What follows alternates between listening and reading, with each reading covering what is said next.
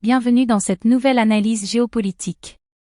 Aujourd'hui, nous plongeons au cœur d'une dynamique fascinante et complexe qui redessine les équilibres de puissance en Afrique du Nord.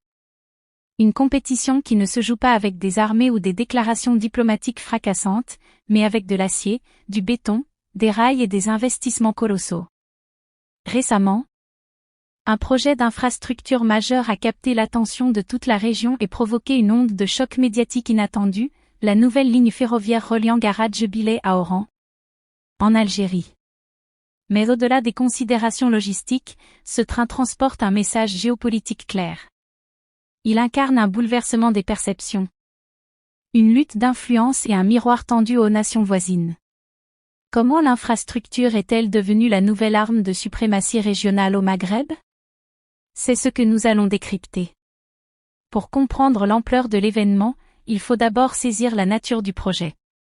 Relier Garadje-Bilé, situé dans les profondeurs stratégiques du sud-ouest algérien, à la métropole portuaire d'Oran sur la Méditerranée, est un défi titanesque. Cette ligne n'est pas un simple lien ferroviaire, c'est l'artère vitale d'une nouvelle stratégie de souveraineté économique.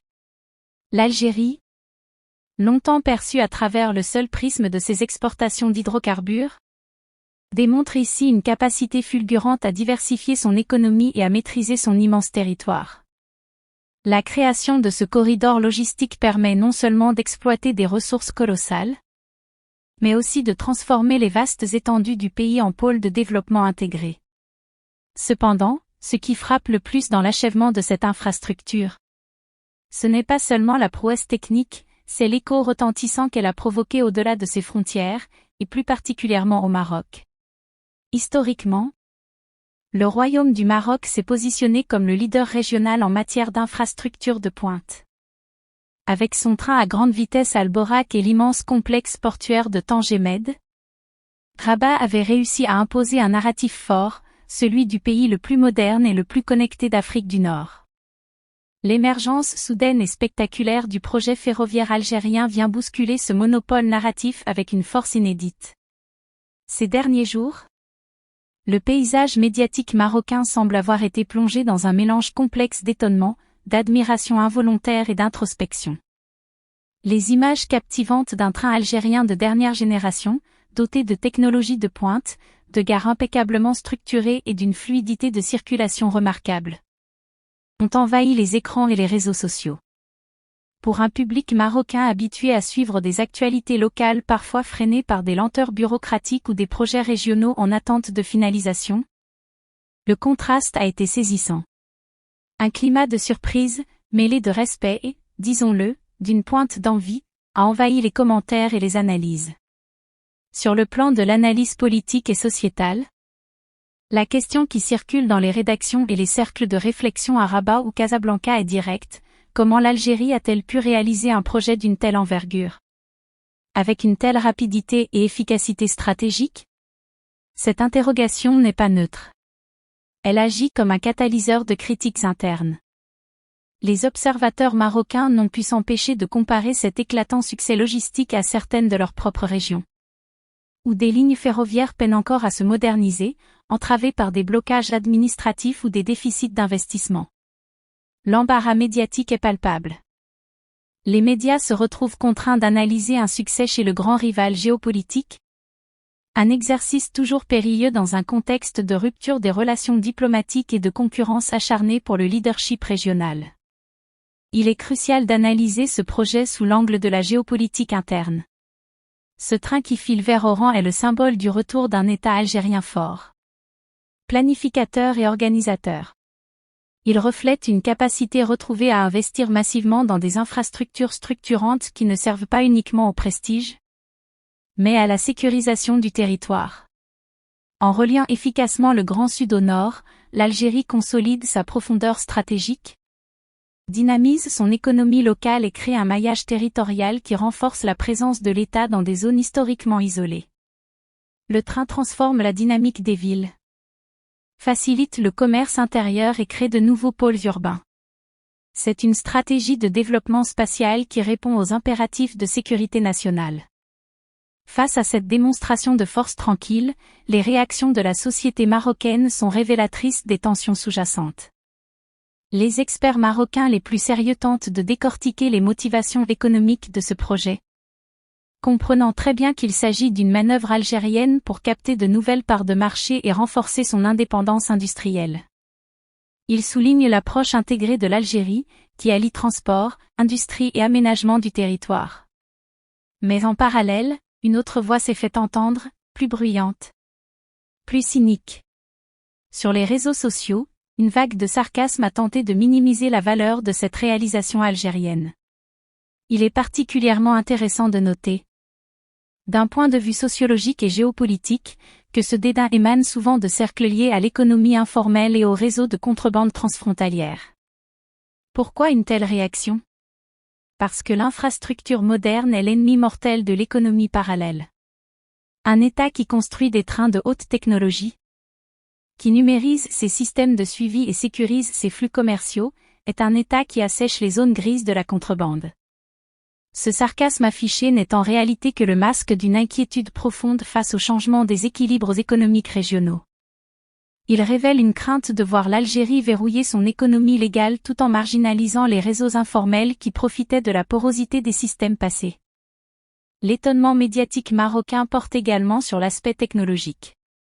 L'utilisation de systèmes de suivi numérique, de mesures de sécurité avancées, d'applications de réservation intelligente et d'un design résolument moderne a provoqué un choc positif, mais déstabilisant. C'est la destruction d'un stéréotype. Pendant des années, la rhétorique dans la région consistait à dépeindre le système algérien comme lourd et obsolète face à un Maroc agile et libéralisé. La réalité de ce train pulvérise ce discours. Le public y voit le reflet de ce qui pourrait être accompli chez lui si une vision stratégique similaire, débarrassée de ses propres lenteurs, était appliquée de manière uniforme sur tout le territoire. Ce mélange de fierté refoulée, de frustration face aux retards locaux et de sarcasme illustre l'extrême difficulté de gérer psychologiquement le succès de l'autre dans un contexte de rivalité exacerbée. Le projet ferroviaire algérien s'est transformé en une véritable icône médiatique. Il n'est plus seulement perçu comme un amas de fer et de technologie, mais comme l'incarnation d'un développement tangible, mesurable et directement observable. Contrairement aux promesses politiques abstraites ou aux maquettes en 3D de projets jamais achevés, ce train roule. Et parce qu'il roule, il devient un argument politique redoutable. Dans l'arène de la géopolitique nord-africaine, l'infrastructure est le nouveau langage de la puissance. Ce train oblige les pays voisins à une remise en question. Il devient un enseignement implicite pour tout État aspirant au développement technologique. La leçon est claire. La puissance régionale ne se décrète pas uniquement par des alliances diplomatiques ou des discours d'intention. Elle se forge sur le terrain. Dans la capacité à planifier de grands travaux publics, à surmonter les obstacles techniques, à financer des projets sur le long terme, surtout, à livrer des résultats qui transforment concrètement la vie des populations. La dynamique observée autour de la ligne Garat-Jubilé-Oran démontre que le développement n'est pas un jeu à somme nulle, mais un miroir impitoyable. Lorsque l'Algérie avance ses pions sur l'échiquier des infrastructures logistiques, elle place le Maroc sur la défensive. Rabat se retrouve contraint de justifier ses propres retards ou de réévaluer ses priorités budgétaires pour rassurer son opinion publique interne. C'est la définition même de la compétition stratégique pacifique. Chaque kilomètre de rail posé est une démonstration de capacité étatique. Chaque gare traversée est une preuve que les ressources du pays sont mobilisées vers une vision d'avenir. Il faut regarder au-delà des chiffres, de la vitesse de pointe du train ou des millions investis. Ce qui se joue ici, c'est la redéfinition du leadership par l'exemple. En réussissant ce pari logistique, l'Algérie consolide sa stature d'acteur incontournable, capable non seulement de gérer des crises sécuritaires à ses frontières, mais aussi de se projeter dans la modernité économique. L'impact social est massif. Les temps de trajet réduits, la baisse des coûts financiers du transport, l'ouverture de nouvelles opportunités pour les entrepreneurs locaux, la dynamisation du tourisme interne. Tous ces éléments participent à forger un sentiment de cohésion nationale indispensable pour faire face aux défis mondiaux actuels. En observant les différentes réactions, De l'émerveillement populaire à la jalousie institutionnelle, on saisit l'importance capitale de la communication par l'action. Face à la réussite concrète, la propagande négative perd de son efficacité. Ceux qui choisissent le dénigrement ou la moquerie comme mécanisme de défense finissent par s'isoler intellectuellement, refusant de tirer les leçons objectives d'une réussite étrangère.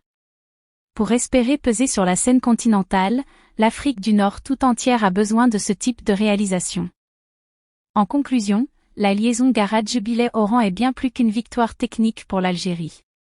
C'est une métaphore du mouvement, du progrès et de l'ambition géopolitique retrouvée. Ce train transporte la vision d'un État qui a décidé de reprendre en main son destin logistique et territorial. Il rappelle de manière frappante que le véritable pouvoir au XXIe siècle réside dans les réseaux, la connectivité et la maîtrise des flux. À travers l'étonnement qu'il suscite, le scepticisme qu'il déjoue et les questionnements qu'il provoque chez ses voisins, ce projet restera comme un jalon historique. Il force l'ensemble du Maghreb à élever son niveau de jeu. Dans la compétition pour l'avenir de la région, la victoire appartiendra à ceux qui sauront transformer leur vision stratégique en réalité d'acier et de progrès quotidien pour leur peuple.